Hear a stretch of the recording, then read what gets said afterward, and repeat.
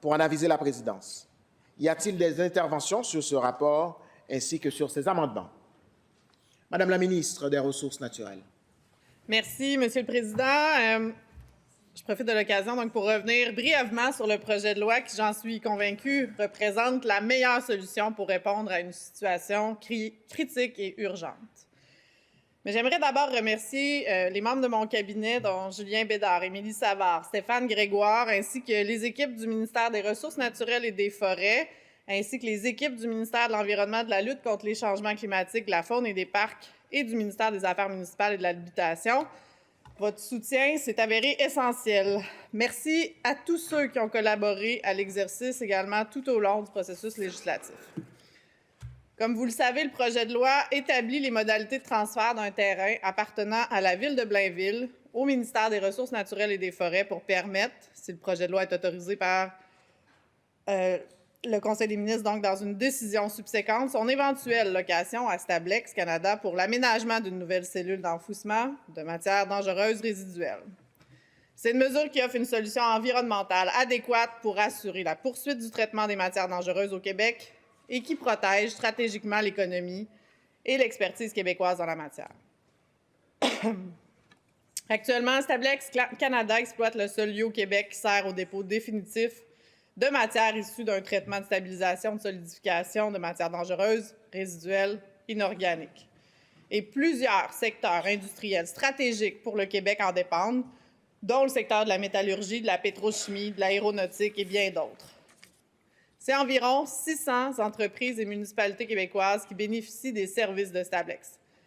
Mais pourtant, au rythme actuel, la cellule d'enfouissement arrivera à sa capacité maximale en 2027. Ce sont donc 600 entreprises et municipalités québécoises qui se retrouveraient sans solution pour la gestion de leurs matières dangereuses résiduelles. On fait donc les choses dans l'intérêt public. Stablex doit démarrer rapidement le processus de construction d'une nouvelle cellule car le délai à prévoir pour cette construction est d'environ 2 ans, une fois toutes les autorisations obtenues. Vous comprendrez qu'il y a eu urgence d'agir en vue d'éviter une rupture de service et des répercussions néfastes pour le Québec qui s'en suivraient. Ce serait un préjudice irréparable. Le projet de loi prévoit aussi une disposition permettant au gouvernement d'imposer à l'entreprise des nouvelles obligations quant à la gestion post-fermeture des cellules 1 à 5 déjà existantes, incluant des obligations financières. On s'assure ainsi d'un suivi digne de 2025 des premières cellules qui avaient été autorisées dans les années 1980. J'espère qu'on me comprend bien ici aujourd'hui. Je dis qu'il est minuit moins une, mais en fait, il est minuit et une. Les travaux préliminaires pour le déboisement doivent se faire avant le 15 avril afin d'éviter des impacts pour la faune aviaire. Il s'agit d'une obligation du gouvernement fédéral, sans quoi le début des travaux serait retardé de 6 mois. Sans un démarrage immédiat des travaux pour la nouvelle cellule, le Québec pourrait faire face à un bris de service pour l'élimination sécuritaire des matières dangereuses résiduelles, puisque l'entreprise est la seule au Québec, je le rappelle, à offrir ce service. Vendredi dernier, le gouvernement du Québec a rencontré la Ville de Blainville et la communauté métropolitaine de Montréal pour discuter du projet de loi 96. On a fait à ce moment-là des avancées importantes. La Ville et la communauté métropolitaine de Montréal ont reconnu l'importance de Stablex dans la gestion des déchets dangereux et ont confirmé qu'elles souhaitent que l'entreprise reste sur le territoire de la Ville de Blainville. Un pas en avant, Monsieur le Président. Après nos discussions, la Ville devait faire des devoirs, notamment auprès de l'entreprise, devoirs malheureusement qui n'ont pas été faits. Nous, on a fait nos devoirs, Monsieur le Président. On fait nos devoirs depuis plusieurs mois. On agit en gouvernement responsable pour minimiser les risques dans le dossier. Considérant le bris de service imminent, on peut se permettre de suspendre le processus législatif. Je rappelle que ce sont près de 600 clients québécois qui dépendent des services de l'entreprise pour le dépôt de leurs matières dangereuses résiduelles. Sans nouvelles cellules d'enfouissement, je le répète, les installations atteindront leur capacité maximale d'ici 2 ans. Et ça prend 2 ans pour ouvrir la nouvelle cellule, Monsieur le Président.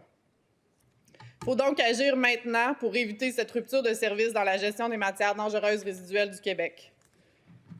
Nous l'avons entendu, les autres options aux activités viennent avec une foule d'inconvénients pour leur clientèle. On parle d'éloignement, de hausse de coûts, de manque de prévisibilité pour les entreprises, les municipalités qui subissent déjà d'ailleurs leur lot d'instabilité depuis les derniers mois.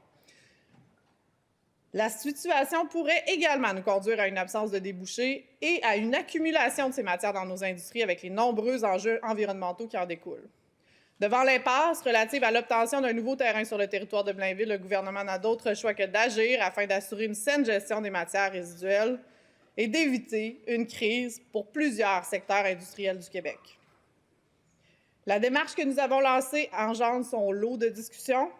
Et je rappelle que le gouvernement aurait préféré que la Ville et l'entreprise s'entendent sur les modalités de transfert ou que la Ville soit d'accord avec les démarches entreprises par le gouvernement pour assurer la continuité des services. Le travail qu'on effectue ici ensemble est essentiel pour mettre en place une solution rapide et pour limiter les effets néfastes sur les entreprises québécoises et sur l'ensemble de la population. Il est donc dans l'intérêt public de prendre les mesures qui s'imposent pour disposer des matières dangereuses résiduelles de manière adéquate et sécuritaire afin d'éviter de contaminer l'environnement et de mettre en danger la santé, la sécurité des citoyens. En terminant, je me permets de rappeler, Monsieur le Président, la situation critique dans laquelle nous nous trouvons. Si Stablex ne peut pas débuter ses travaux d'ici quelques jours, soit avant le 15 avril, nous ferons face à une crise de gestion des matières résiduelles dans 2 ans. C'est pourquoi j'encourage l'ensemble des collègues à appuyer le cheminement du projet de loi vers son adoption finale. Merci, Monsieur le Président.